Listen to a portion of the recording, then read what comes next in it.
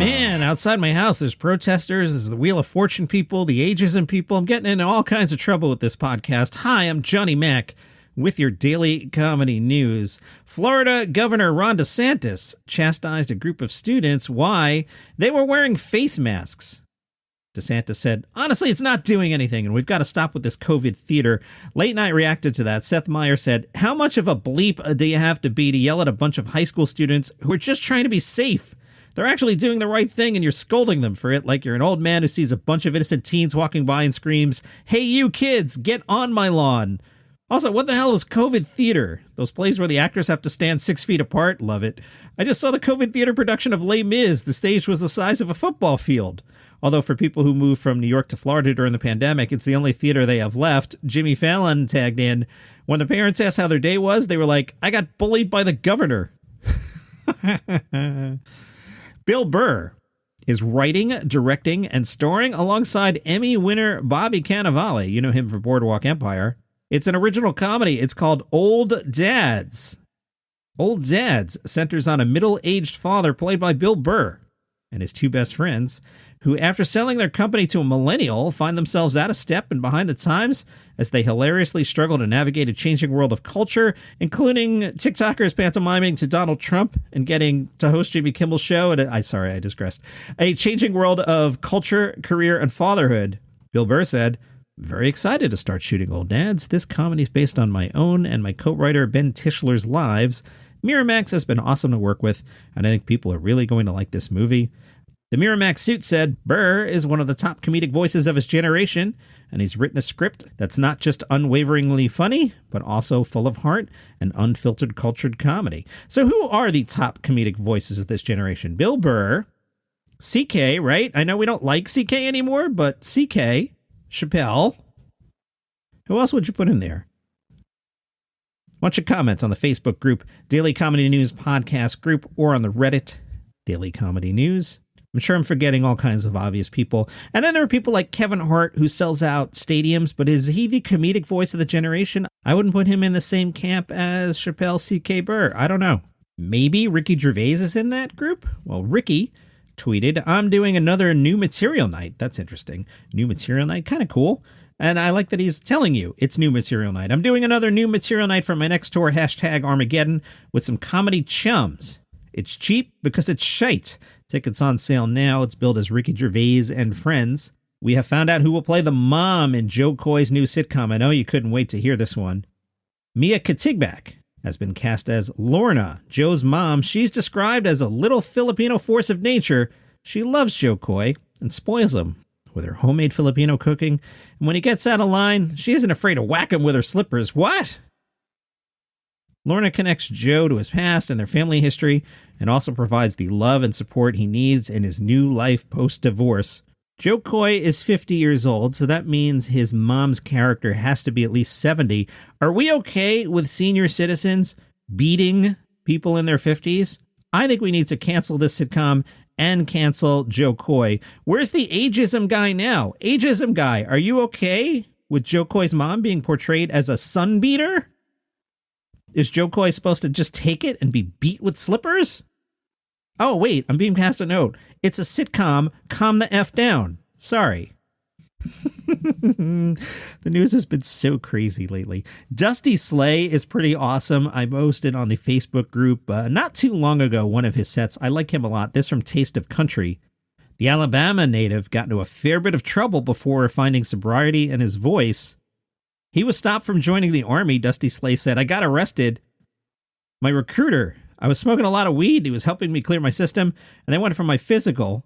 When I got back, he goes, all right, I shouldn't tell you this. I know you like to smoke weed, and you're going to get shipped off in 30 days, so you'll have to take another drug test. So if you want to smoke weed, do it tonight. And then that night, I got arrested for underage consumption and possession of marijuana. Dusty Slay, a big fan of Jeff Foxworthy, so am I. He said of Jeff, he came out with You Might Be a Redneck. That album was out when I was in middle school, living in a trailer, and he had us walking around saying, Yantu, and alright, like we weren't already saying them. I always liked the redneck words like the widja-didja, because it was like blowing my mind. I didn't even realize we were saying these things. The first two albums by Jeff Foxworthy are the best. They really can't be beat. And I love this from Country Life. Dusty Slay's personal life includes a few anecdotes a redneck might be proud of. For example, his younger sister is not at all related to his older sister. Take a break and do the math on that if you want. Let's take a break and do the math on that. Okay, his older sister is not related to his younger sister. All right, so if we have Dusty and he's got a sister, so let's say it's the same mom and a different dad. So then that different dad would have to have hooked up with a different woman to create younger sister? Something like that? Speaking of marrying your cousins, today's Daily Comedy News is brought to you by Palace Intrigue. Ooh, the Royals are going to come get me for that, correct? Palace Intrigue, we talk about the royal family, and we make fun of them. Some of them have married cousins. You can look it up. Don't get mad at me. I didn't marry my cousin. Anyway, we take a look at the royal family headlines. Some days we're serious, nobody wants the queen to be sick. Some days we goof on people, and by people, I mean Harry. Palace Intrigue, wherever you get your shows. Louis Black spoke to WPR. He's surprised that we've done something with these two political parties that really is unbelievable. No other country's done it. No other country. We used to have parties that argued ideas, not anymore. Now we have two separate political parties that actually exist in two different realities. It's like you go from one reality to another. I left New York and the oh my God virus, as I call it, was hitting there.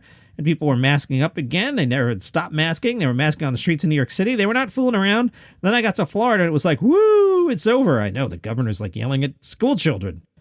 It was done there. And there's a real fight in this country. It's these two realities.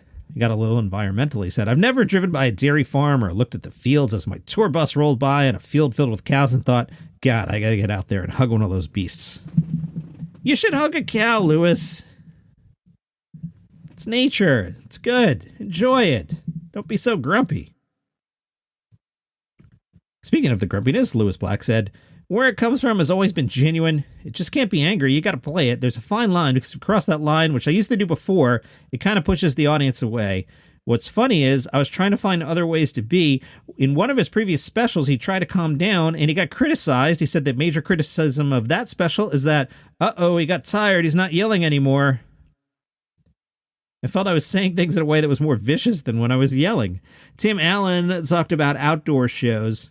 He told WPTV the masks and all that made a big difference because he didn't know if he was doing well or not. He said it's a big difference for a comedian to hear that muffled laugh. It wasn't satisfying because it seemed like people didn't like it.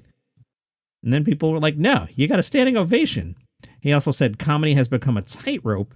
I have a family member that passed away. I have neighbors that passed away. Then I've had hundreds of thousands of people, a lot of which I don't know, that had COVID-19 and didn't know they had it. It's been a very difficult navigation for a comedian. Is it funny for me to do? I printed out hats for a while that just said F COVID on it. I was so angry and how it was separating my family that I was mad at the virus. Then some people at a local store said, you think this is funny? And I had to say, I laugh sometimes because I have nothing else to give. Sometimes it's not appropriate and that's okay too. And from Deadline, for some reason, they're remaking White Men Can't Jump. You know that one, the 1992 sports comedy with Woody Harrelson. You've seen it. It's a lot of fun. Rosie Perez is in that one. They're remaking it. I don't know why, but the bigger mystery is why it's going to star musician Jack Harlow. He's going to make his acting debut in the reboot of White Men Can't Jump. What are we even doing? That's your comedy news for today. Follow this show on Apple Podcasts, Spotify, Overcast, wherever you get your shows. See you tomorrow.